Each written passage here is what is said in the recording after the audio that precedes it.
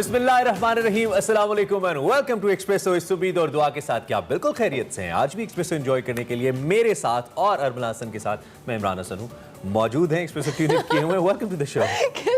मेरे अरमला के साथ मैं इमरान हसन, तो ऑब्वियसली दैट इज ऑब्वियस कि मैं अरमला होंगी अगर आप इमरान हैं तो। मैंने कहा बता दूं, अब इतना भी मशहूर नहीं हो कि सिर्फ मेरे साथ लोगों को समझ आ जाएगी। जनाब उम्मीद करते हैं आपकी सुबह का आगाज बहुत अच्छा हुआ होगा और मंडे के दिन हम नई एनर्जी आपके अंदर लेकर आते हैं और कोशिश करते हैं कि अपनी हाँ तो बताने लगी हूँ ना कि आज दूसरा दिन है हफ्ते का, तो इस एनर्जी को आपने मेंटेन रखना है, डिवाइड करें। हाँ तो मतलब 5 दिन आना होता है तो थोड़ा डिवाइड करके चलेंगे। अब एक ही दिन सारी एनर्जी थोड़ी दे देते हैं। अच्छा, थोड़ी सी एनर्जी आपको पॉजिटिव न्यूज़ की सूरत में देते हैं। पाकिस्तान ने अपनी पहली जो वैक्सीन है पाक वैक के नाम से, उसके ऊपर पाकिस्तान काम कर रहा था और कल बड़ी अच्छी खबरें इस हवाले से आई हैं। कोई 1,24,000 डोजेज तैयार हो गई हैं। पाकिस्तान ने मिलके चाइनीज़ कंपनी के साथ अब कैंसिनो जो है इस वैक्सीन को तैयार किया है और उसकी शक्ल भी आपको नज़र आ रही है पाक वैक के नाम से। और अब हमें ये लगता है, और government of Pakistan doctor Faisal ये कहते हैं, जो कि तर्जुमान है सेहत के हवाले से वज़ीर आज़म के मुआविन हैं, उन्होंने ये कहा है कि आने वाले वक्त के अंदर पाकिस्तान मज़ीद डोजेज बनाएगा और वैक्सीन के हवाले से जो कुछ मुश्किलात हैं उसमें पाकिस्तान के लिए आसानी होगी। This is a positive news, क्योंकि अब तक जो हमें वैक्सीन आती रही हैं वो चाइना से आती रही, रशिया से आती रही है, तो अब पाकिस्तान खुद कफील हो रहा है इस हवाले से और वैक्सीन यहाँ पर बन रही है। तो ज़्यादा से ज़्यादा पॉपुलेशन को केटर करने का भी टारगेट है गवर्नमेंट का कि ज़्यादा से ज़्यादा पॉपुलेशन को वैक्सीन लगाई जाए और एक बेहतर सिचुएशन और कोविड से जो पहले के रेजिस्टेंस पैदा की। हाँ, और अगर आपको चाइनीज़ वैक्सीन लगवाने से प्रॉब्लम था तो पाकिस्तानी लगवा लीजिए, और ऑप्शन आपके पास आ गया हुआ। अच्छा, इसके साथ ये भी है कि सियासत के अंदर हलचल एज यूजुअल मौजूद है, इस पर भी हम बात करेंगे। और इस वक्त जो पंजाब हुकूमत है वो बड़ी स्विंग के अंदर नजर आती है, और खासतौर पर जो वजीर आला पंजाब हैं वो बड़े हमें मुख्तलिफ तूफानी दौरे करते नजर आते हैं। कल नारोवाल गए हुए थे, वहाँ पे 5 अरब का पैकेज। हाँ, एक्टिव इसलिए भी नजर आ रहे हैं कि उनके ऊपर एक पोलिटिकल प्रेशर भी, और दूसरी जानिब चौधरी निसार साहब की बड़ी इंपॉर्टेंट खबर है। तो मुल्क की सियासी मंजरनामे के ऊपर, जैसे मैं एक लफ्ज इस्तेमाल करता हूँ, मुझे कभी कभी बुरा भी लगता है कि शुगल लगा रहता है, लेकिन वो शुगल मची रहती है, मतलब दिल लगाए रखते हैं वो सबका, वो बोर नहीं होने देते हमें। हाँ बिल्कुल, हम भी आपको बोर नहीं होने देंगे। ये सब कुछ हम आपको बताएंगे बड़ी खबर में, लेकिन सबसे पहले हम आपको बताएंगे आज की हेडलाइंस। शहबाज शरीफ का पार्लिमानी रहनुमाओं के एजाज में शाया, पीडीएम जमातों में तहफुजात दूर करने की कोशिशें। चौधरी निसार की सियासत में एंट्री, पंजाब असेंबली की रुकनियत का हलफ उठाने से रोकने पर अदालत जाने का फैसला। वजीर आजम का ISI हेडक्वार्टर्स का दौरा, मुल्की दाखिली और खारिजी और सिक्योरिटी सूरत हाल पर तबादला ख्याल। कोरोना की बिगड़ती सूरत हाल, सिंध सरकार ने आज से रात 8 बजे के बाद शहरियों के घरों से निकलने पर पाबंदी आयद कर दी। सेगमेंट मेरा पाकिस्तान में हिना न्याजी लाहौर फाउंटेन हाउस में दर्द और सिसकियों भरी दास्तानों के बारे में बताएंगी। आजाद कश्मीर की पहली खातून कमर्शियल पायलट मरियम मुश्तबा आज होंगी एक्सप्रेसो की मेहमान। जी जनाब, हेडलाइंस आपने जानी और PSL आने वाला है। Imran, are you excited for that? I am kind of excited, लेकिन कल मुझे एक उड़ती उड़ती खबर आई है, ये ऑफिशियल नहीं है, कि टाइमिंग्स बड़ी कोई ऑड किस्म की होने वाली है। हाँ, ये पता चला है कि शायद रात 10 बजे से भी कुछ ऐसे मैचेस हैं जो कि शुरू होंगे। तो 10 बजे शुरू होंगे तो 3 घंटे का मैच लगाएं तो काफी लंबा हो जाएगा। ये वैसे ऑफिशियल नहीं है, बट मुझे पता चला है, तो अभी इसको मजीद कंफर्म करते हैं, आपको बताते हैं। हाँ, हम इस पे बताते हैं आपको अपने सोर्सेज से लेकर। खैर, आगे बढ़ते हैं और शुरू करते हैं आज की बड़ी खबर से। जी बिल्कुल।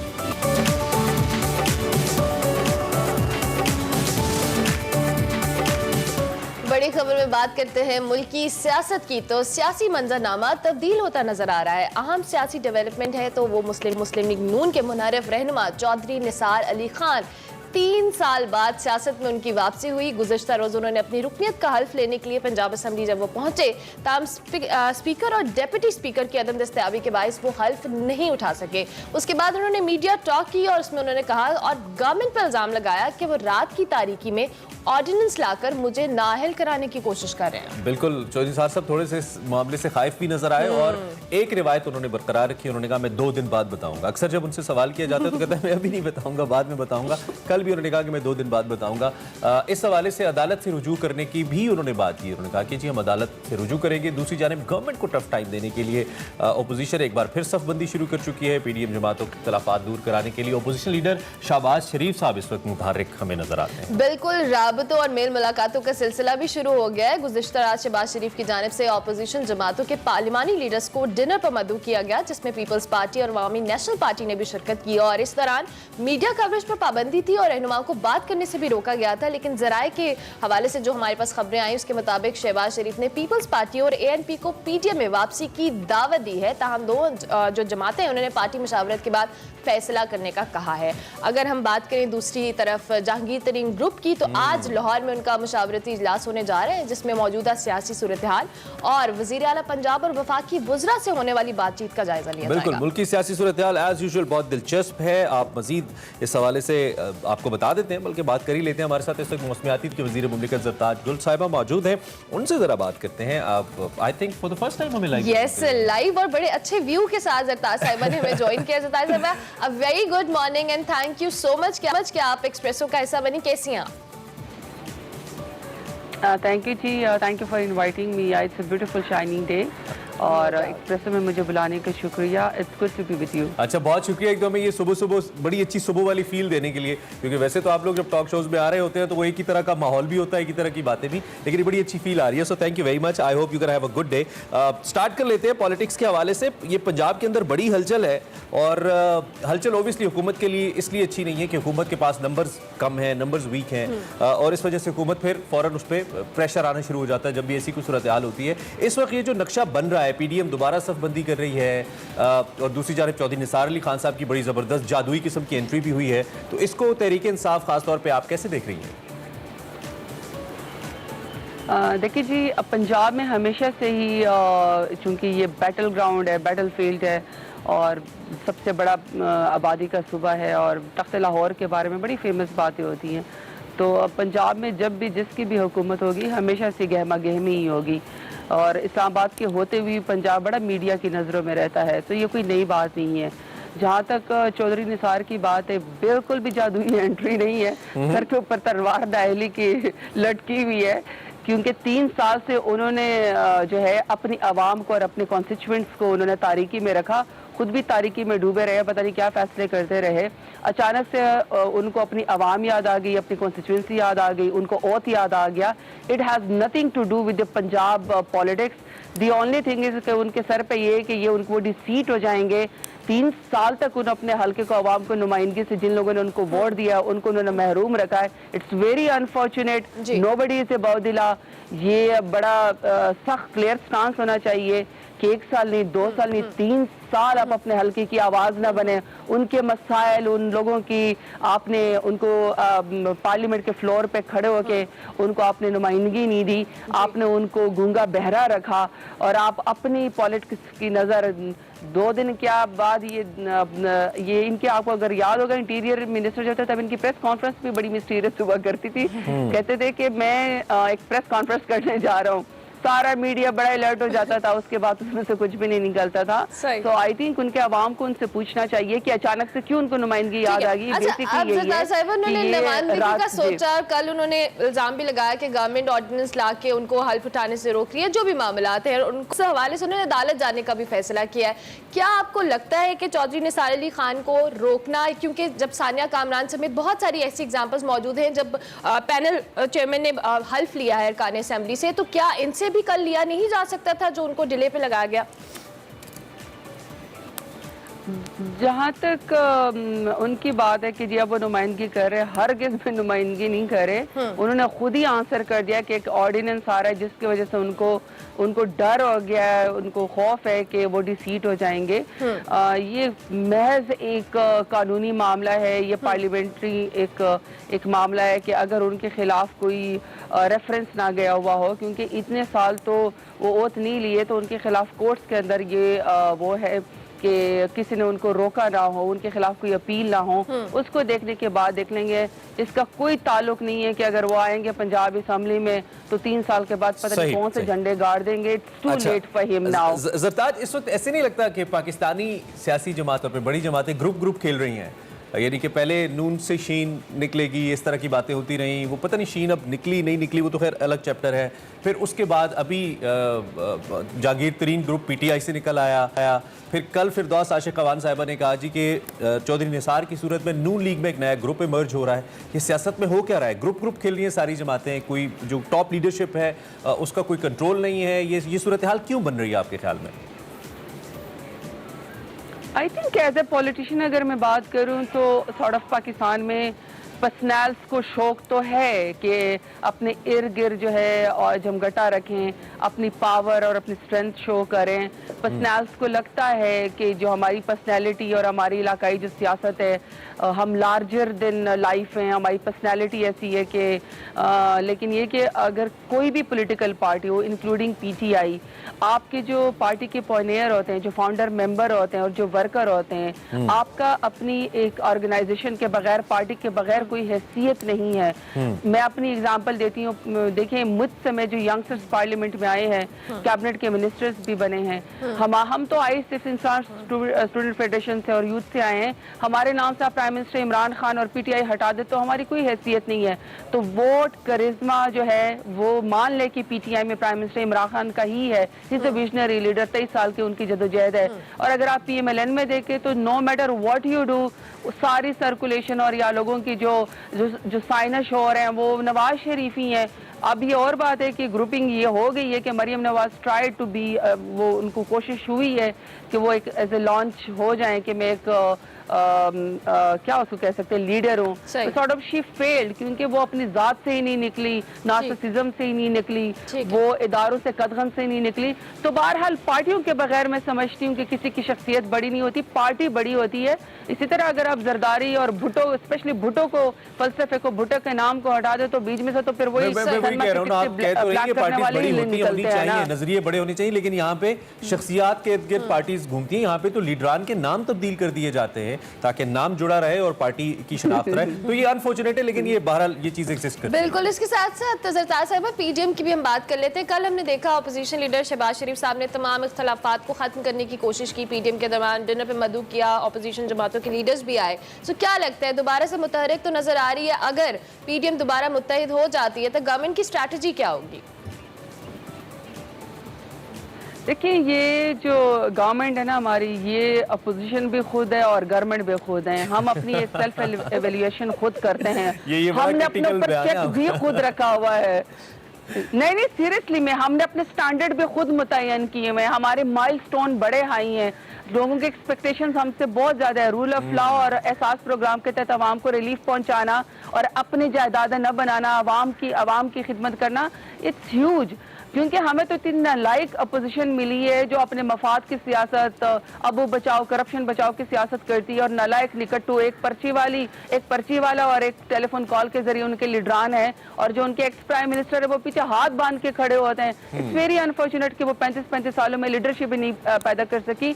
अब अगर वो दोबारा से देखे, पॉलिटिकल पार्टियों को हक है कि किसके साथ बैठते हैं, किसके साथ डायलॉग करते हैं, किसके साथ वो प्रेशर ग्रुप बनाते हैं, ये पॉलिटिकल पार्टीज का हक है। लेकिन पहले भी सड़कों पे नाकामी हुई, पार्लियामेंट में भी नाकामी हुई है। लेकिन सरताज ये जो आपकी स्टेटमेंट है ना, ये वोट लेकर दोबारा आ गए, आपके अपने खिलाफ ही जाती है कि जी हमें तो इतनी नालायक अपोजिशन मिली। ये आपकी गुड लक है, ये प्लस पॉइंट है। अगर टफ अपोजिशन होती तो फिर आपका एजाज होता कि इतनी टफ अपोजिशन है, even then we are playing. जी हम बहुत टफ अपोजिशन थे। आप टफ अपोजिशन थे, इसमें कोई शक नहीं है। Thank you very much Zartaj Gul साहिबा, बहुत शुक्रिया। Keep coming in Expresso. अच्छा लगा आपसे बात करके, and we wish you good luck for your political issues as well. Thank you for joining us. Zartaj Gul Wazir साहिबा जो कि मौसमियाती तब्दीली की वजीर हैं, इस वक्त हमें सियासी तब्दीली के हवाले से बात करेंगे। अभी हमें एक ब्रेक लेनी है, ब्रेक के बाद हाजिर होंगे। हम कोविड के हवाले से भी बात करेंगे और उसके साथ साथ हमारे पास सेगमेंट्स की शक्ल में बहुत कुछ है, आपने मिस नहीं करना। Stay tuned to Expresso. Welcome back to Expresso. अच्छा ओके, आगे बढ़ते हैं प्रोग्राम में और कोविड की बात करते हैं। मुल्क भर में कोरोना केसेस की मजमूई शरह में तो कमी देखने में आ रही है, मगर सिंध में एक बार फिर कोरोना वबा बेकाबू सी होती नजर आती है और मुस्बत केसेस में इजाफा भी हो रहा है। सिंध गवर्नमेंट इस पे काफी कंसर्न भी। बिल्कुल, सिंध में कोरोना के फैलाव के पेश नजर सुबह गवर्नमेंट ने न सिर्फ आयद पाबंदियों में 2 हफ्ते के लिए तोसी की है, बल्कि पाबंदियां मजीद सख्त करने का भी ऐलान किया है। कोरोना टास्क फोर्स के इजलास में तय किया गया कि आज से रात 8 बजे के बाद आवाम के गैर जरूरी जरूरी तौर पर बाहर निकलने पर पाबंदी होगी और आईजी सिंध को गाड़ियों में घूमने वालों की रोकने की भी हिदायत की गई है। ये बड़ी दिलचस्प खबर है वैसे कि गाड़ियों में भी, कराची वाले गाड़ियों में भी नहीं घूम सकते, रोशनियों का शहर, सारी रात जागने वाला।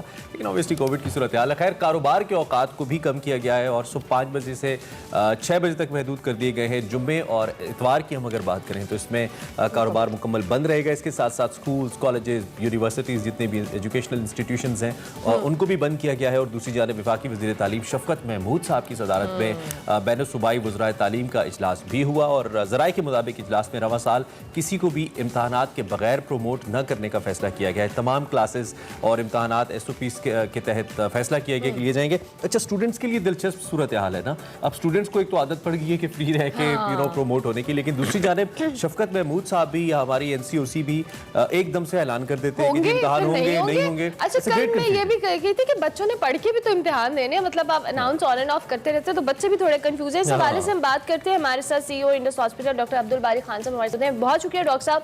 अभी हम सिंध के हवाले से बात कर रहे थे कि केसेस बढ़ रहे हैं, पाबंदियां मजीद सख्त की गई हैं। क्या लगता है कि सिंध में कोरोना जो बेकाबू होने की वजह क्या है और आवाम को कितना कॉन्शियस होने की जरूरत है, स्पेसिफिकली अगर हम सिंध की बात करें तो? बिस्मिल्लाहिर्रहमानिर्रहीम। देखिए, जब पंजाब में ये शुरू हुआ था और ये UK वेरिएंट जब आया था, उस वक्त हमने कंसर्न शो किया था सिंध गवर्नमेंट ने भी कि हमको जो है ना इंटर प्रोविंशियल को पब्लिक ट्रांसपोर्ट को बंद करना चाहिए, क्योंकि उस वक्त पंजाब में था और ये इसी तरह ट्रांसफर होता है कि कोई पेशेंट वहाँ से आ जाए, तो इस वक्त उसको नहीं एक्सेप्ट किया गया। तो फिर जब ये आ गया यहाँ पर और फिर कंट्रोल, आपको पता है कि SOPs के ऊपर अमल जो है ना अनफॉर्चुनेटली हम लोग नहीं करते और हम अपनी वजूहात की बिना पर हमारी वजह से फिर ये चीज़ें सख्त फैसले करने पड़ते हैं। तो ईद के फौरन बाद, जैसे ईद का हुआ तो एकदम लोगों ने रश लगाया। फिर उसके बाद ईद के फौरन बाद जब NCOC ने कुछ चीज़ों को जो है ना 1 हफ्ते का लॉकडाउन के बाद उसको लूज करना शुरू किया, मंडे के दिन हम लोगों ने एनालाइज किया तो हमारा ख्याल ये था कि इसको जो है ना अभी इतनी पाबंदी को ख़त्म नहीं करना चाहिए था, 1 हफ्ता और होना चाहिए था। और उस वक्त हमारे केसेस बढ़ रहे थे, तो फिर टेस्ट कम हुए थे, उस वक्त पॉजिटिविटी ज़्यादा थी, फिर टेस्ट बढ़ाए गए और थर्सडे को फिर दोबारा मीटिंग के अंदर उसको एनालाइज हुआ और हमें लगा कि ये वाकई बढ़ रहे हैं। और सैटरडे को फिर मीटिंग हुई, फिर हमने ये फैसला किया कि हमें कुछ सख्त फैसले करने पड़ेंगे और जो कि फिर हमने संडे को एक प्रेस कॉन्फ्रेंस की जिसके अंदर बताया गया। सब एक इंटरेस्टिंग सूरत हाल है। मैं आपकी मौजूदगी से फायदा उठाते हुए पूछना चाहता हूँ कि जब भी सेकंड वेरिएंट या थर्ड वेरिएंट जब भी सर्ज आई है इसके अंदर ना, उसका फैक्टर एक्सटर्नल रहा है। हमने ये देखा है कि हम हमारी अपनी एहतियात बेहतियाती हो तो अलग, लेकिन फिर कोई ना कोई वेरिएंट आ गया है। जैसे हमने UK वेरिएंट की बात की थी, अब इंडियन वेरिएंट की हम बात कर रहे थे, तो हम इंटरनली फिर एक हंगामी सूरत हाल तो लेकर आते हैं, लेकिन एक्सटर्नल फैक्टर्स जो अब जैसे इंडिया से कल भी हम देख रहे थे कुछ खबरें आ रही थी कि कुछ लोग पाकिस्तान आए हैं, तो आपको नहीं लगता कि हमें उन ग्राउंड्स के ऊपर भी ज्यादा काम करना चाहिए ताकि हम इंटैक्ट रहें, बाहर से कम वायरस यहाँ पे ना आए? इंटरनली तो हम कोशिश कर ही रहे हैं इसको रोकने के लिए। अनफॉर्चुनेटली हमारा जो है ना कंप्लेसेंसी आ गई थी एयरपोर्ट्स के ऊपर और बॉर्डर्स के ऊपर। हमें जब तक के दुनिया भर में ये चीजें कंट्रोल नहीं होती, हमको अपनी जो बॉर्डर्स के ऊपर सख्ती को बरकरार रखना पड़ेगा, चाहे उसके लिए कुछ भी करना पड़े कि आपको टेस्ट, आपको जो है ना कुछ ममालिक देखें, बाकी ममालिक जो है ना फैसला कर लेते हैं कि जी पाकिस्तान से फ्लाइटें बंद, ठीक है ना, पाकिस्तान से लोगों को नहीं जाने देंगे, तो हम क्यों नहीं कर सकते? तो हमारे पास भी जवाब है। और हमको क्योंकि जैसे UK वेरिएंट आया ही ऐसे कि UK ने उन्होंने सख्ती शुरू की तो सारे पाकिस्तानी जो के बीरपुर के इलाके के और जेलम वगैरह के इलाके वो पाकिस्तान आ गए, शादियां उन्होंने शुरू हो गई उसके अंदर। तो हमको अपने बॉर्डर्स को जब तक पे दुनिया भर में, और हमको बहुत क्लोज मॉनिटरिंग करनी चाहिए उन ममालिक के ऊपर जहाँ पर उसको अपने एयरपोर्ट्स पे जो सख्तियाँ हैं उसको कायम रखनी चाहिए जब तक कि हम सब लोग वैक्सीनेट ना हो जाए दुनिया भर। हमें मामलात है उन पर स्ट्रिक्टनेस करने की जरूरत है। डॉक्टर अब्दुल बारी, चूंकि हमारे पास वक्त की शॉर्टेज है, हम ये जानना जरूर चाहेंगे वैक्सीनेशन के हवाले से। आगाज में भी हमने कहा कि पाकिस्तान ने खुद से वैक्सीन बनाई है चाइना के ताउन से, और ये बड़ी अच्छी खबर है तमाम लोगों के लिए कि हमारी ज्यादा से ज्यादा पॉपुलेशन जो है वो वैक्सीनेटेड होगी। क्या डेवलपमेंट है इस हवाले से भी हमें बताइएगा। देखिए, वैक्सीनेशन के लिए जो है ना बहुत सेंटर्स बहुत बना दिया गए हैं, अब तो सप्लाईज के इशू भी दे रहे हैं, लेकिन प्रॉब्लम ये है कि लोग लगा नहीं रहे और हमने बात भी की थी, एक टास्क फोर्स के अंदर भी किया, और उसके ऊपर नेशनली भी मैंने कहा था कि एलसीसी के ऊपर भी कि हमको कोई ना कोई इसके साथ हमको कदम लगाना होगा, कि जरूर लगानी पड़ेगी। देखिए यूएई ने एक चीज की बड़ी जबरदस्त की, उन्होंने ये कहा कि ठीक है, ये आपका फैसला है कि आप लगाएं या न लगाएं, ये हर एक का एक ह्यूमन राइट का मसला है, लेकिन अगर आप नहीं लगाएंगे तो आपको हर हफ्ते अपने पैसे से पीसीआर करा के दिखाना होगा अपने ऑफिस में जहां आप काम पे जा रहे हैं। तो जब एक दफा आप इसके ऊपर पेनल्टी नहीं लगाएंगे ना, तो कोई लोग नहीं करेंगे। लेकिन तमाम वैक्सीन सेफ हैं, तमाम वैक्सीन बिल्कुल सही। ये नहीं कि आप उसको जो कानून साजी ऐसे करें कि लोग लगवाने के लिए ओब्वियसली उसकी तरफ जाएं। मुख्तसरन क्या कराची में कोई इंडिया से रिलेटेड कोई केस या इस वेरिएंट का, जैसे वो ब्लैक फंगस, कल तो येलो फंगस भी चल रहा था, तो कोई ऐसा केस डॉक्टर साहब रिपोर्ट हुआ हो?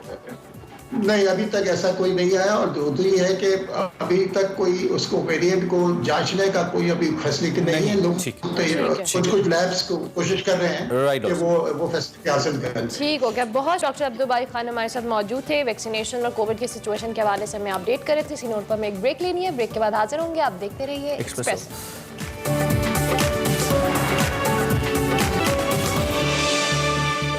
Welcome back to Expresso. Program में आगे बढ़ते हैं और अब बात करते हैं पाकिस्तान में यूएसएआईडी के हवाले से कि यूएसएड किस तरीके से पाकिस्तान में काम कर रही है, इसका पाकिस्तान में कितना अहम किरदार है और डेवलपमेंट सेगमेंट सेक्टर के हवाले से खासतौर पे कितना अहम रोल। बिल्कुल, ये हम जानेंगे माइकल नेबॉस से, जो कि डिप्टी मिशन डायरेक्टर है यूएसएआईडी पाकिस्तान के। और माइकल नेबॉस ने यूएसएड 2001 में फॉरेन सर्विस ऑफिसर की हैसियत से शमूलियत अख्तियार की।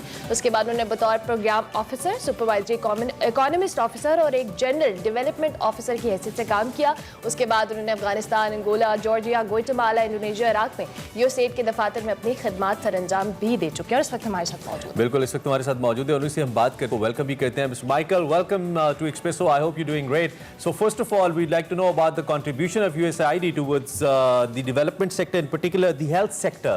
What USAID has so far contributed towards this? USAID has quite a history of working in partnership with Pakistan. In fact, we've been working for over 50 years strengthening healthcare systems with the government of Pakistan and Pakistani medical professionals, all in an effort to build a trustworthy and easily accessible healthcare system. Everybody from cities and towns to out in the rural countryside, our partnership with the government has touched all those people. Okay, USAID and Pakistan government has collaborated and done some amazing work. Tell us about that as well. Thank you very much. You know, we have so many accomplishments that I could pick from, but let me just focus on one with the Jacobabad Institute for Medical Sciences that has a dedicated maternal health department. And today, this facility serves over 2 million Pakistanis every year. And it's just had an enormous impact on expectant mothers, helping them bring life into this world. They have a facility where they can get quality services, and that's really built trust in the federal and provincial healthcare system by having that facility there. Right. So, Mr. Michael, since it's a pandemic time and the whole world is suffering from COVID pandemic, what has USAID and Government of Pakistan done so far to eradicate coronavirus?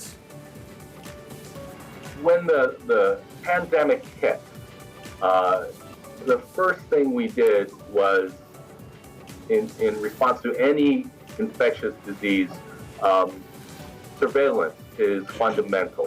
So what we did was we went to our partners to develop a app where healthcare professionals anywhere in the country could report to the federal government an instance of COVID-19 when it was diagnosed. What we did was, in partnership with the government, create district-level disease monitoring and response units in all 155 districts of Pakistan. That's fundamental because, you know, the virus, it's not just urban or rural, it's everywhere. So the government needs to have a monitoring system that covers the entire country. And we were very proud to do that in partnership with them. After working on the monitoring system, I should also describe our partnership with the National Disaster Management Authority. USAID worked with NDMA to distribute 200 ventilators to 64 hospitals across the country. And also, we worked with training over 600 healthcare professionals on how to use and maintain those life-saving.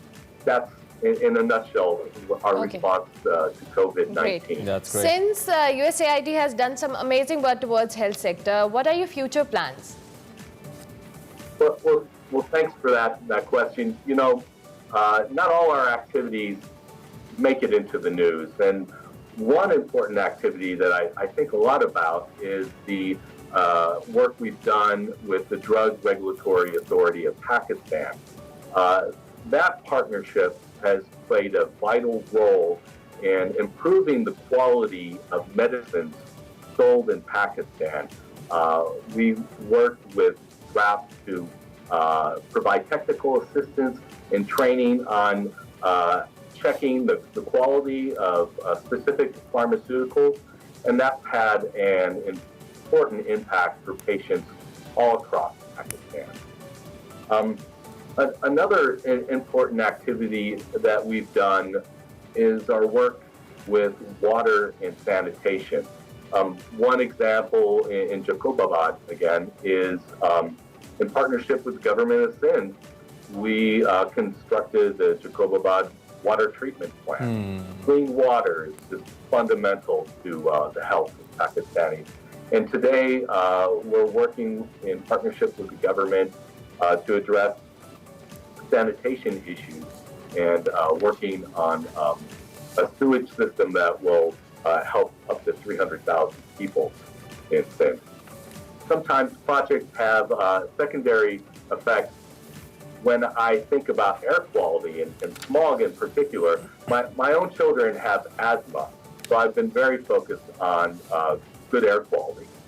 And by investing in clean, renewable energy, USAID, in partnership with the government, we've helped not only to Right, right. Well, I think these are all are the issues of vital importance, and the way you people are working on it, we believe that we'll get some good results really very soon. Thank you very much for joining us in Expresso early in the morning. Thank you so much. इसी note पर हमें एक break लेनी है, हम break के बाद हाजिर होंगे। आप देखते रहिए एक्सप्रेसो। की ज़िंदगी पर, उनके रवैयों पर बहुत गहरे असरात मुरतब होते हैं। और अक्सर देखने में आता है कि बच्चों को कपड़ों, स्कूल की फीसेज और दीगर ऐसे ताने दिए जाते हैं कि ये कैसा अमल है, और तानाजनी से जो बच्चों की नफ्सियात पे असर पड़ता है और जो नुकसान होता है वो काउंटेबल नहीं है। बिल्कुल, हम नॉर्मली अपने इर्द गिर्द भी ये प्रैक्टिस देखते हैं। इस हवाले से वकार अहमद मलिक हमें ज्वाइन करें और किसी तारुफ के मुताबिक हमारे शो का हिस्सा हैं। वकार भाई, बहुत क्या अर्ली इन द मॉर्निंग है, कैसे हैं आप? खैरियत से? बिल्कुल ठीक। अच्छा वकार भाई, नॉर्मली ये प्रैक्टिस हमने देखा है अपने घरों में भी और इर्द गिर्द भी। बच्चों को अक्सर किसी बात की जितलाने के लिए पेरेंट्स कह देते हैं, स्कूल की फीस देते हैं, कपड़े देते हैं, अच्छे खाने पीने को देते हैं, तुम लोग बड़े नाशुक्रे हो, ना कदरे हो। क्या रवैया है, बच्चों की नफ्सियात पे क्या असर पड़ता है? देखिए, बच्चा इस मुइशत को या मुआशियात की इन पेचीदगियों को नहीं समझता। अच्छा, सबसे पहले तो हमें ये देखना है कि ये फैसला किसने किया, यानी क्या ये बच्चे का फैसला था कि मैं पर्टिकुलर इन लोगों के घर में फलां डेट को मेरी आमद होगी, या ये फैसला वालिदैन का था कि हमने लेके आना है। एंड वी नो कि वालिदैन का फैसला था, बच्चे का तो फैसला नहीं था। तो ये जो बच्चा चीज़ों को फॉर ग्रांटेड लेता है, हमने भी फॉर ग्रांटेड लेते थे, जिस तरह अभी भी हम बहुत सारी चीज़ों को फॉर ग्रांटेड लेते हैं, जिस तरह ऑक्सीजन को, मतलब हम ऑक्सीजन मुसलसल इस्तेमाल करते रहते हैं। अल्लाह ना करे किसी को कोविड हो या कोई ऐसा मसला हो तो फिर आपको आइडिया होता है कि कितनी चीज़ें हैं, बहुत सारी चीज़ें फॉर ग्रांटेड लेते हैं। बच्चा भी जो है ना, वो बहुत सारी चीज़ें फॉर ग्रांटेड ले रहा था, सभी चीज़ों को। ये फीस ऐसी है, इस तरह दी जाती है, ये खाना ऐसे ही है, इस तरह आता है, और ये मेरा राइट है, और ये मेरा राइट है। अच्छा, वो इसमें हक बजाने भी है, ये उसका हक है, ये तमाम चीज़ें उसकी बुनियादी हक है।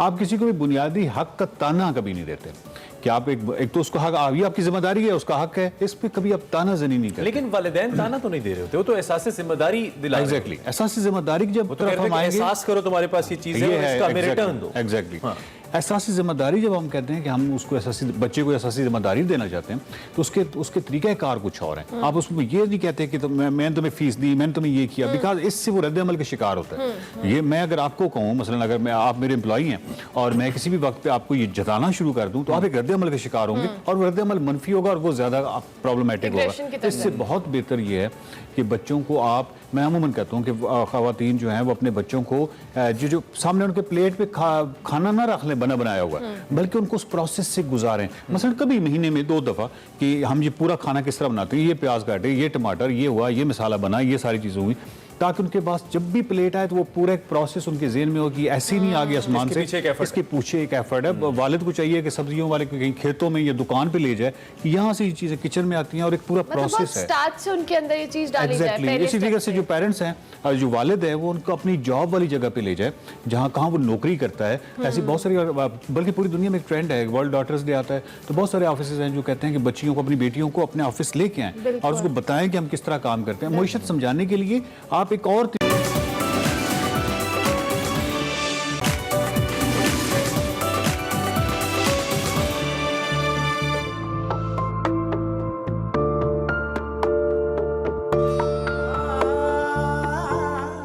मैं आपको अब एक ऐसे वार्ड में लेके जा रहा हूँ, ऐसे डिपार्टमेंट में लेके जा रहा हूँ जी, कि जहाँ पे रूही बानो ने अपने इलाज के बाद जब वो बेहतर हो गई तो ड्रामा एंड आर्ट थेरेपी शुरू की और उन्होंने कुछ जो है ना वो अपने हाथ से ड्रामे भी लिखे और उसको एक्ट भी किया और लोगों को सिखाया भी। तो ये यहाँ पे जिस तरह आपने फीमेल में देखा था कि वहाँ पे आर्ट एंड ड्रामा थेरेपी और आर्ट एंड क्राफ्ट थेरेपी हो रही थी वोकेशनल यूनिट से, तो ये मेल का यूनिट है।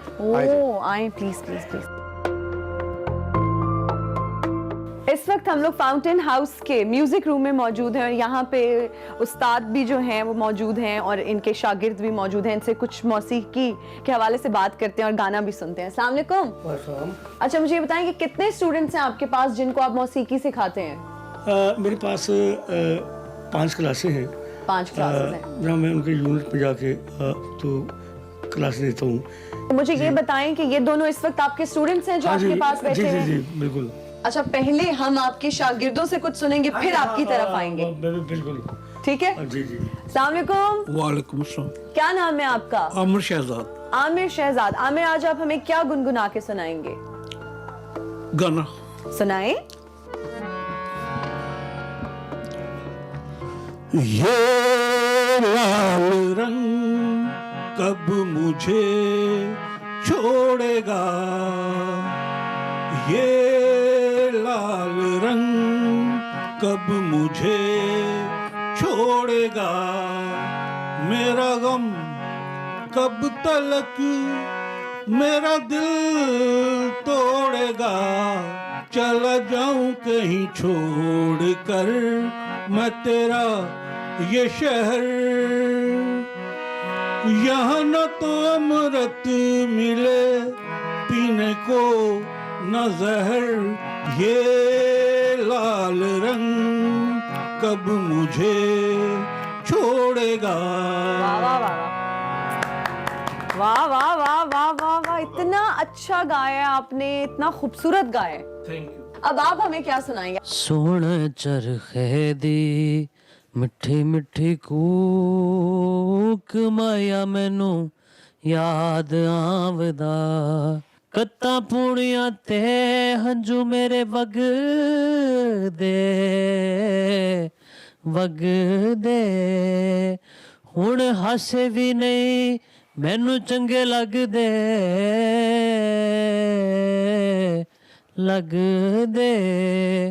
काली रात वाली डंगे मैनू शूक, माया मैनू याद आवदा, सुन चरखे दी मिठी मिठी कूक।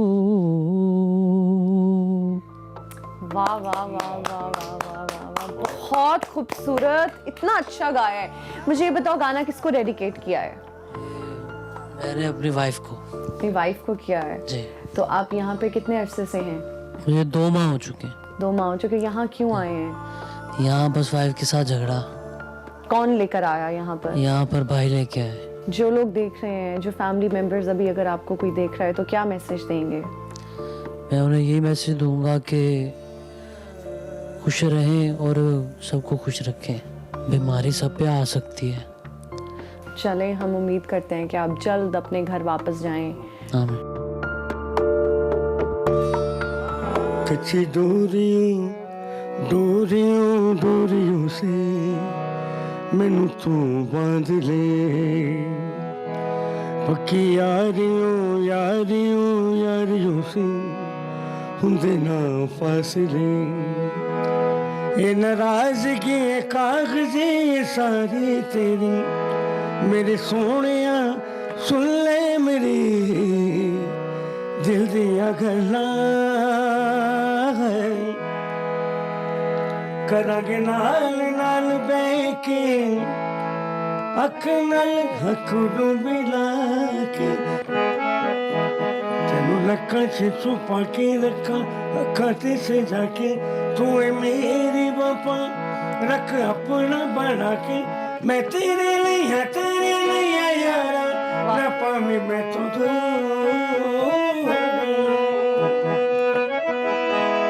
मैं जीना है तेरा,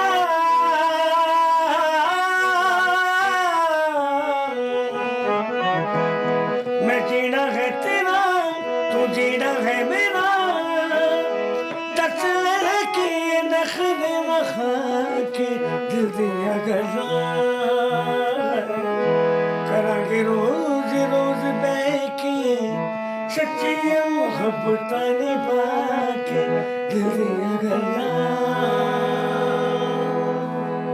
वाह वाह वाह वाह वाह, खूबसूरत, इतना अच्छा गाया आपने, जबरदस्त। डॉक्टर साहब, अब आप हमें किस वार्ड में, किस सेक्शन की तरफ लेके जा रहे हैं? देखिए, मैं एक बहुत ही तारीखी बिल्डिंग के सामने खड़ा हूँ। ये 1921 में गंगाराम ने अपनी बेवा बहू के लिए एक बेवा आश्रम बनवाया था। अच्छा। और ये पाकिस्तान बनने के बाद यहाँ पे महाजरीन रहते थे, और उसके बाद 1971 में ये फाउंटेन हाउस को गवर्नमेंट ऑफ पाकिस्तान ने दे दिया। ये देखें जनाब, ये आपके सामने हिंदू विडोज होम जो है, और ये उस वक्त के जो गवर्नर पंजाब थे उन्होंने इसका इफ्तिताह किया था। ये 1921 की बिल्डिंग है, और इसमें जो सबसे इम्पोर्टेंट बात है वो जुमला है जो पढ़े आप, the gift of one who feels for widows. और लेकिन ये 2005 में जब जल्जला आया जी, तो ये बिल्डिंग में क्रैक्स आ गए थे। डॉक्टर साहब मुझे बताइएगा, अब आप हमें किस जगह लेके जा रहे हैं? मैं आपको जो है ना एक और वोकेशनल थेरेपी यूनिट में लेके जा रहा हूँ। ये हमारा ख्वाजा सराज रिहेबिलिटेशन यूनिट है। यहाँ पे स्टिचिंग यूनिट है। ये इसकी चेयरमैन बैठी हुई है आशी, ये खुद आपको बताएंगी कि यूनिट क्या करता है। वालेकुम सलाम। क्या नाम है आपका? आशी नाम है मेरा। आशी, अच्छा। मुझे आशी आप ये बताएं कि यहाँ पर किस तरह से काम होता है, क्या क्या होता है? यहाँ पे जी हमारे जितने भी पेशेंट हैं, अमला है, हमारा स्टाफ है, उनके सूट वगैरह यहाँ पे सिलती हैं। अच्छा। बेडशीट वगैरह, चादरी वगैरह, वो सारी साल हमारा यही काम होता है। अच्छा, मुझे ये बताएं कि आप इस जगह को हेड करती हैं? जी हाँ, इस जगह को मैं हेड करती हूँ। बहुत शुक्रिया, खुश रहें। अल्लाह को भी खुश रखे। आमीन। वालेकुम सलाम बेटा, डियर रानी, मेरी बेटी, प्यारी बेटी, दिली तरफ से आपका खुश आमदीद कहता हूँ। थैंक यू सो मच बाबा जी। यानी कि मैंने ना मुझे ना पहले ना 1984 में मैंने FA किया था इस्लामिया कॉलेज कसूर से। अच्छा। तो मैंने 1984 में ना पता नहीं मेरा क्या हमारे घरेलू को मसला था, वो ना घरेलू झगड़े की वजह से मुझे उन्होंने मारने की बड़ी कोशिश की है। मेरी ना दाढ़ी 8-10 दफ़ा उन्होंने शेव कराई है। फिर मैंने सुन्नत नबी भी रख ली है। तो मैंने ना अब मेरा यही प्रोग्राम है, मैं अब जाऊंगा ना बच्चों के साथ खिल मिल जाऊंगा, उनसे उफ तक नहीं करूंगा, तो उनके साथ तामन भी कराऊंगा। मेरा भी मैं सरबराह हूँ करेगा, मैं अपनी मर्जी से, कहता अपनी मर्जी से कहीं नहीं जाना, हम नहीं जाएंगे तो आप जाएंगे, ये ऐसे बातें करते तो मुझे गुस्सा आ जाता किसी टाइम। तो ना मैंने अपने कह दिया तो आओ ना, क्या बात हुई बेटा, नो ना रो बेटा, बेटा बेटी देखो मेरी आंखों में भी आंसू आ गया। ना ना ना बेटा, रोना नहीं बेटा, ना रोना नहीं बेटा। मैं ना सुनेगी कि नहीं? सुना दे। महबूब की महफिल को महबूब सजाते हैं, आते हैं वही जिनको सरकार बुलाते हैं, वो लोग खुदा बेटा रोना नहीं। अच्छा के दिखाओ। वो लोग खुदा शायद किस्मत के सिकंदर हैं, जो सरवर आलम का मिलाद मनाते हैं। खुश रहे बाबा जी, थैंक यू। सलाम जी, क्या नाम है आपका? मोहम्मद अली कैफी। बाजी मैं नासन भट्टी पाकिस्तान के फोक सिंगर हुए हैं, जिनका सॉन्ग था भागा वाले और नाम जब मौलाना, वो मेरे ताया थे सगे। अच्छा। उनके छोटे भाई कैफी जिन्होंने मौला जाट में बालागाड़ी का रोल किया, वो मेरे वालिद थे। वालदा मेरी फिल्म स्टार गजाला सुपरस्टार रही हैं, वो भी अपने दौर में। ये आगा अली अब्बास, फिर वो फितरत में जो आता है अली अब्बास, वसीम अब्बास, बड़ा भाई भी मेरा असद अली कैफी आपके छोटे भाई? हाँ जी, वो मेरा स्टेप ब्रदर सुतेला छोटा भाई है। अच्छा, दूसरी मदर में से। मुझे ये बताएं कि यहाँ कैसे पहुँचे? मैं बाजी यहाँ में मुझे हो गए 13 साल 2 माह। अब्बू ने ये इदारा ढूंढा, मुझे यहाँ पे एडमिट करवा दिया। साल बाद अब्बू फौत हो गए। 10 साल भाई आता रहा, लेकिन 3 साल से उसका आता पता ही कोई नहीं है। ना वो मिलने आ रहा है, ना वो कोई पेमेंट हो रही है। ज़कात पे करवा गया और बिल्कुल कोई एड्रेस उसके सिम में उसने बदल नहीं है, फेक नंबर्स जा रहे हैं। मुझे साइकोसिस था। मैं तो मानता हूँ मुझे प्रॉब्लम थी, मुझे वहमों का मर्ज हो गया था। तो अभी तो you are doing pretty well. हाँ जी। तो do you want to go back? वापस जाना चाहते हैं आप? जाना तो चाहता हूँ, लेकिन अगर भाई लेके जाए तो। चलिए ठीक है, थैंक यू सो मच। अब मैं आपको स्कूल की तरफ लेके जा रहा हूँ, जो मैंने आपको पहले बताया था कि स्पेशल बच्चों का स्कूल है। अच्छा। और आपके इंतजार में कुछ बच्चे सो भी गए हैं। अस्सलाम वालेकुम। क्या नाम है आपका? क्या बना रहे हैं आप? कटिंग का काम। ओके, तो ये किसने सिखाया है? मैंने कला खुद ही सीखा? वाह भाई, मुझे सिखाएंगे? नहीं, कल इंशाल्लाह जी कल इंशाल्लाह कल इंशाल्लाह। ये दिखाओ, ये देखो, ये आपने बनाया है? मैं कटिंग का ये खड्डी का काम। जबरदस्त, खूबसूरत। अस्सलाम वालेकुम। क्या नाम है आपका? क्या नाम है? मौज़म। बहुत अच्छी बटरफ्लाई बनाई है। डांस भी बहुत अच्छा करते हैं। डांस भी थोड़ा सा करके दिखाएंगे? बिल्कुल, चलो अभी देखिए डांस। ये भी दोनों करेंगे। दोनों इधर आ जाएं। दिल की हिम्मत वतन, अपना जज्बा वतन, मन की सच्ची लगन, सीधा रास्ता वतन। दिल की हिम्मत वतन, अपना जज्बा वतन, मन की सच्ची लगन, सीधा रास्ता वतन। खाई है ये कसम, खाई है बाखुदा, सुन ले दुश्मन सभी के वतन है सदा। हर दिल की आवाज़, दिल की आवाज़, Pakistan.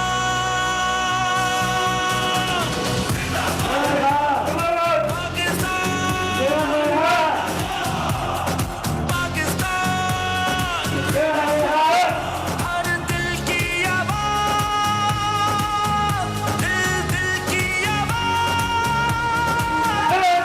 Pakistan.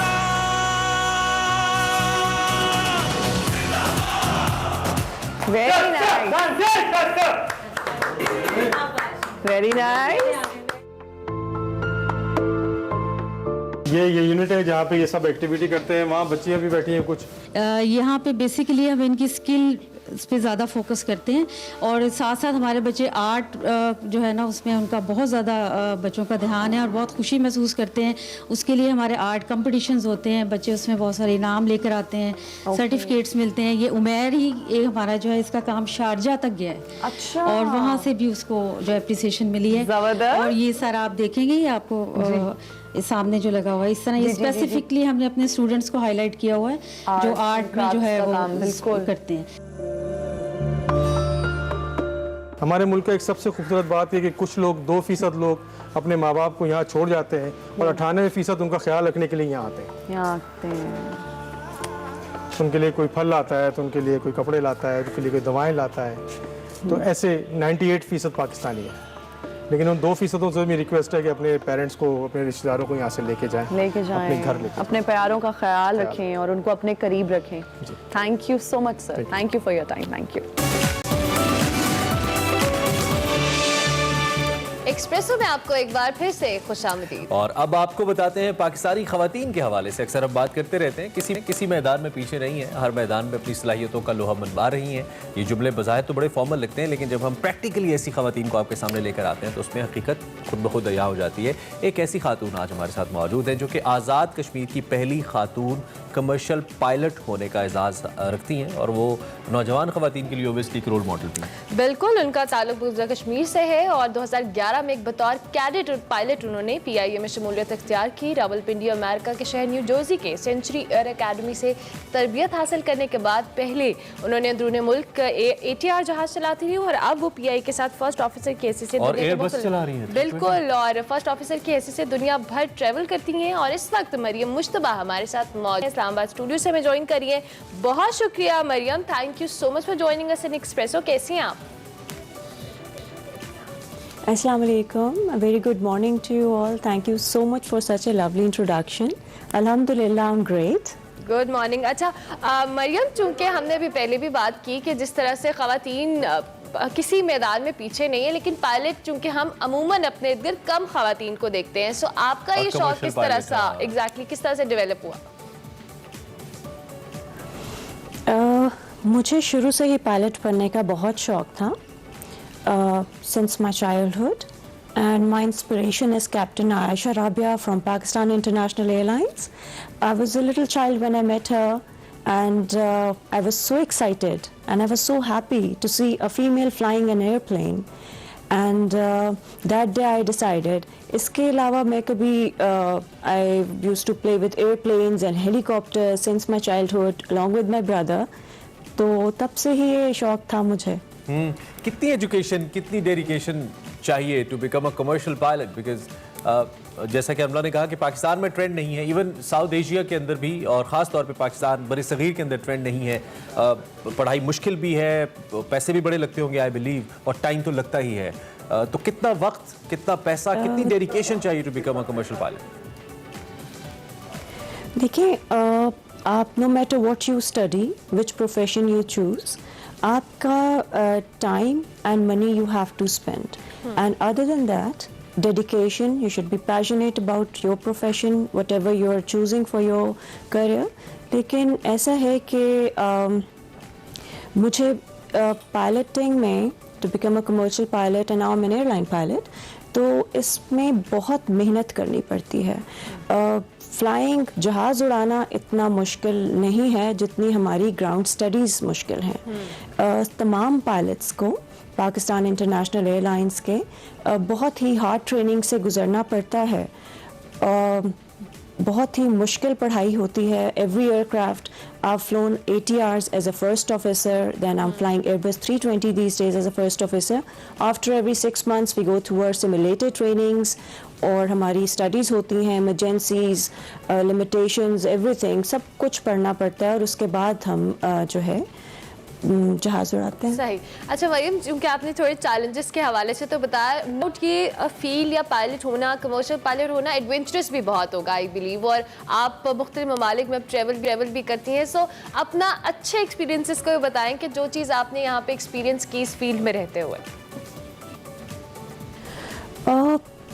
Every flight is a wonderful experience, और every day whenever I go to airplane, बहुत ही मुझे जितने लोगों से अप्रिसिएशन मिलती है मेरे अपने डिपार्टमेंट से। I am so thankful to my instructors जिन्होंने मुझे इतना अच्छा सिखाया कि जब मैं फ़्लाइट कर no matter where which part of the world I am, जब after landing people they come to know it's a female pilot flying, और वो जब क्लैपिंग करते हैं आफ्टर लैंडिंग, तो that is a very wonderful feeling. Wow, that's great. Pakistan में कितना future है, या पाकिस्तान में इस वक्त हम अगर if somebody wants to become a commercial pilot, I'm talking about the females, कितना स्कोप मौजूद है, नंबर 1. नंबर 2 ये है कि हमारे जो एजुकेशनल इंस्टीट्यूशंस हैं या हमारे जो ट्रेनिंग इंस्टीट्यूशंस हैं वो किस हद तक अवेलेबल है हमारी बच्चियों के लिए कि वो आप जैसे ट्रैक के ऊपर चलें और इसको एज करियर अपनाएं. क्या माहौल क्या है यहाँ पे? I'm very lucky that I had my education from Root School System, and Mother Roots, Mrs. Rifat Mushtaq. She was always there for each and every Roots in. She motivated us and she kept on telling us कि you have to become something. हमें बताया गया घर से भी और school से भी कि सिर्फ घरेलू काम काज नहीं है, वो सब कुछ भी आना चाहिए.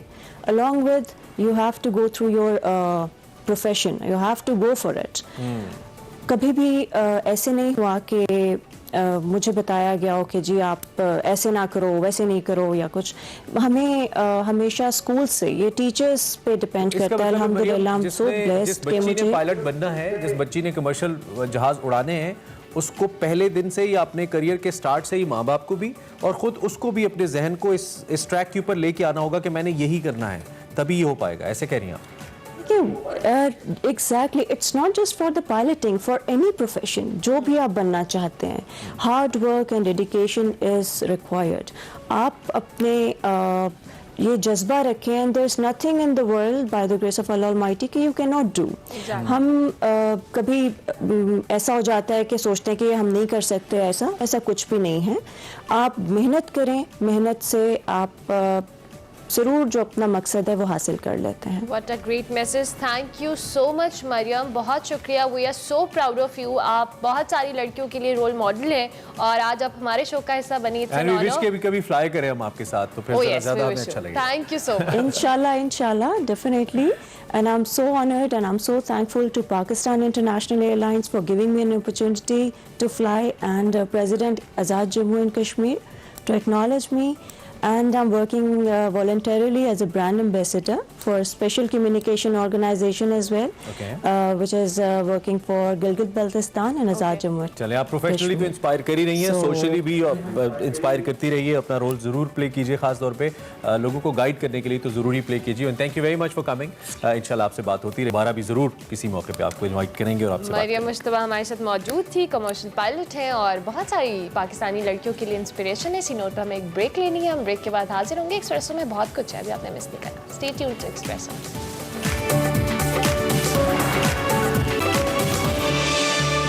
Welcome back to Expresso once again. और प्रोग्राम में आगे बढ़ेंगे और अब बात करेंगे कुछ शोबा सेहत की, जिसे हमें रोजाना कुछ अच्छी खबरें सुनने को मिलती हैं और दुनिया देखने को भी मिलती है. दुनिया शोबा सेहत जदीद से जदीद की तरफ बढ़ी है. आज हमारे साथ ऐसे ही नौजवान लिखारी मौजूद हैं जिन्होंने सेहत के शोबे में एक शाहकार किताब लिखी है, जिसमें सेहत से मुतल्लिक आपको सोल्यूशंस मिलेंगे जो कि आसान भी हैं, ऑथेंटिक भी हैं.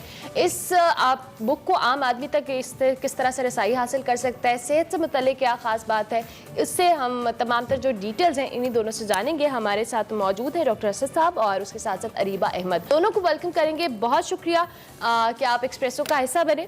और सबसे पहले तो हम आपकी किताब के हवाले से जानना चाहेंगे. अरीबा, आपसे हम आगाज़ करेंगे. इस किताब के हवाले से हमें बताइएगा क्या ख़ास बात है, किस तरह से ये हेल्पफुल है. जो आपने इस्तेमाल की है, जो सैम्पलिंग्स आपने ली हैं हमारी ओवेसी सोसाइटी या हमारे बिजनेसेस को लेकर या एटमॉस्फेयर को लेकर ही आपने की होंगी, तो इसको हम क्या बैनुल-अक़वामी सतह के ऊपर भी एक अच्छी रिप्रेजेंटेटिव बुक के तौर पे प्रेजेंट कर सकते हैं अपनी फील्ड के अंदर? डेफिनेटली, बिकॉज जो हम लोग इनोवेशन की बात करते हैं तो हम लोग सिर्फ लोकल इनोवेशन की बात नहीं कर रहे हैं. हम लोग ऑल्दो एग्जांपल्स ये ले रहे हैं, लेकिन we are going from local to global. It's a village like you mentioned earlier, right? So it's a global village. इधर जो चीज़ें होती हैं वो at the other end of the planet उधर भी इम्पैक्ट करती हैं, वाइस वर्सा. पैंडेमिक के दौरान इधर जो हो रहा है वो हर जगह इम्पैक्ट करेगा और कन्वर्सली उधर कुछ भी हो रहा है इधर. So you know it's no longer कि हम लोग जो कर रहे हैं और इधर ही फोकस रहें. तो ये चीज़ें बहुत ज़रूरी है कि हम लोग इन चीज़ों को इम्पैक्टफुल किस तरह दिखा सकते हैं ग्लोबली. और यही और जो हम लोगों ने प्रोसेसेस भी यूज़ किए. और आप जो रिसर्च की बात करें, ऑल्दो रिसर्च उतने एक्सटेंसिवली नहीं होता है, लेकिन AKU के थ्रू, आखान यूनिवर्सिटी के थ्रू हम लोग ग्लोबल लेवल पे हेल्थ रिसर्च कर रहे होते हैं, और हम लोग कैंपसेस सिर्फ पाकिस्तान में नहीं है, ईस्ट अफ्रीका में भी हैं, यूके में भी हैं, और नॉर्थ अमेरिका में हम लोग के पार्टनर्स हैं। और so you know it's no longer कि जो इधर चीज़ हो रही है वो लिमिटेड है। It's not the case at all. We have to own the narrative and we have to accept that what we are doing is very relevant and very usable for people in the west. ठीक हो गया। अरीबा, आपको आवाज आ रही है? उनको तो जा रही है, उनकी हमें नहीं आ रही। हाँ, ये भी है। अरीबा, आपका शायद माइक म्यूट हुआ हुआ है, इसको जरा अनम्यूट करें। कीजिएगा प्लीज। टेक्नोलॉजी की बात हम करें तो हम जरा लाइव टेक्नोलॉजी टेस्ट भी ले लेते हैं। आप बोलिएगा जरा। अरे वाह, आपकी आवाज नहीं आ रही। असद, डॉक्टर असद, हम आपसे ही क्विकली थोड़ा सा मैसेज लेंगे इस बुक के हवाले से, हमारे देखने वालों को मैसेज दे दीजिएगा।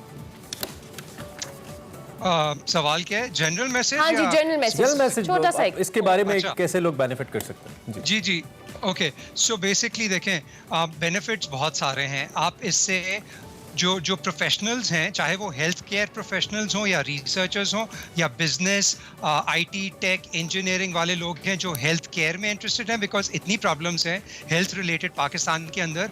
डजंट मैटर आपका बैकग्राउंड क्या है और आपका प्रोफेशन क्या है, आप इस बुक को पढ़ सकते हैं, सीख सकते हैं इनोवेशन के बारे में, हेल्थ इनोवेशन के बारे में, लो कॉस्ट, फिर और लोगों को सिखा सकते हैं और इस नैरेटिव को बढ़ा सकते हैं। हम लोगों के साथ आप कंट्रीब्यूट कर सकते हैं in just forwarding and spreading the message. Please get the book. It's a digital book. हम लोग प्रिंट कॉपी लाएंगे 1 या 2 महीने के अंदर, वो भी शेयर करेंगे आपसे। ठीक है, थैंक यू वेरी मच। मियां और अरीबा हमारे साथ मौजूद थे और बड़ा जबरदस्त कॉन्सेप्ट है। मिथ जैक नाम की ये बुक है और digital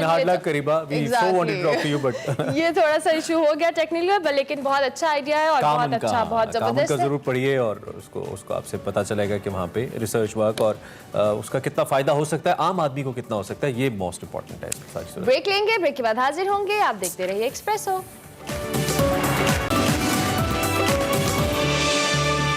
welcome back to Expresso. Program के आखिरी हिस्से में बात करते हैं PSL 6 की। तो तमाम इंतजामात और तैयारियां आखिरी मरहले में पहुंच चुकी हैं। टीमों ने मुतबादिल खिलाड़ियों की ड्राफ्टिंग मुकम्मल कर ली है। खिलाड़ी जो सपोर्ट स्टाफ है और ऑफिशियल्स है, उसका उनकी होटल्स में आमद का सिलसिला शुरू हो चुका है। ये नहीं कि एक बार फिर PSL होने को है। PSL होने के PSL में शिरकत के लिए 10 श्रीलंकन खिलाड़ियों को पाकिस्तान में आने की खुसूसी इजाज़त दी गई है और खिलाड़ी पाकिस्तान में आके वैक्सीनेशन और क्वारंटीन मुकम्मल करने के बाद UAE जाएंगे। ताहम कल 26 मई को दीगर खिलाड़ी UAE रवाना होंगे। क्वेटा ग्लैडिएटर्स के जो फास्ट बॉलर है नसीम शाह कोरोना SOPs की खिलाफवर्जी पर इवेंट से बाहर हो चुके हैं, जबकि जराए कह रहे हैं मुल्तान सुल्तान केबल के, अब तो कंफर्म भी हो गया, शाहिद अफरीदी ने खुद भी ट्वीट किया कि उनको इंजरी हुई और उसके बायस वो मुल्तान सुल्तान को रिप्रेजेंट नहीं कर सकेंगे। और मजमूई तौर पर ये 34 मैचेस थे जिसमें से 14 खेले गए थे। बिल्कुल, और 14 खेले गए थे और बाकी अबू धाबी में होने इवेंट के बकिया मैचेस हैं जो कि 20 जून से अबू धाबी में शुरू होने। और जैसा कि प्रोग्राम के शुरू में मैंने कहा था, कुछ खबरें ऐसी आ रही हैं इसकी टाइमिंग्स के हवाले से कि वो शायद थोड़ी सी ऑड हो, लेकिन अभी देखना और कंफर्मेशन होना इसका बाकी है। और इवेंट का फाइनल मुमकिन तौर पर 20 जून को खेला जाएगा। ताहम हतमी शेड्यूल का ऐलान जल्द PCB करेगा। कराची किंग्स को बड़ी उम्मीदें हैं because they are on the top of the chart के शायद वो इस दफा। वैसे ये जो नसीम शाह वाला मामला हुआ है ना, अगर ये इस तरह की, ये अच्छी एग्जांपल उन्होंने सेट किया कि अगर वो इवेंट से बाहर हो, क्योंकि इससे पहले भी हमने देखा था बाहर सिक्योर बबल को जिस तरह से वॉलेट किया था तमाम प्लेयर्स ने। So it's a good trend but still we लेकिन अफरीदी जैसे प्लेयर्स जो कि क्राउड पुलर्स होते हैं, जिनको लोग देखना चाहते हैं, और अबू धाबी में तो एक बहुत बड़ा तबका पठान कम्युनिटी का भी है जो कि शायद अफरीदी के सपोर्ट करते हैं। हां, या they have got he has a huge fan following. तो मेरे ख्याल में काफी धचका लगेगा मुल्तान सुल्तान को, लेकिन PSL हो जाए और अब तो ऐसा लगता है कि बस हो जाए, अब हो ही जाए, बस सर पे सवारी हो जाए हमारी। इस पे हम बात करते रहेंगे। चलिए जी, अब हम इजाजत लें से, इंशाल्लाह आपसे हमारी मुलाकात होगी अब कल। फीडबैक आपने हमारे सोशल मीडिया हैंडल्स पे लाजमी देने और कोविड वैक्सीन अगर नहीं लगवाई तो लगवा लें और ख्याल रखें बहुत ज्यादा अपना। इंशाल्लाह कल मिलते हैं, तब तक के लिए अल्लाह हाफ़िज़।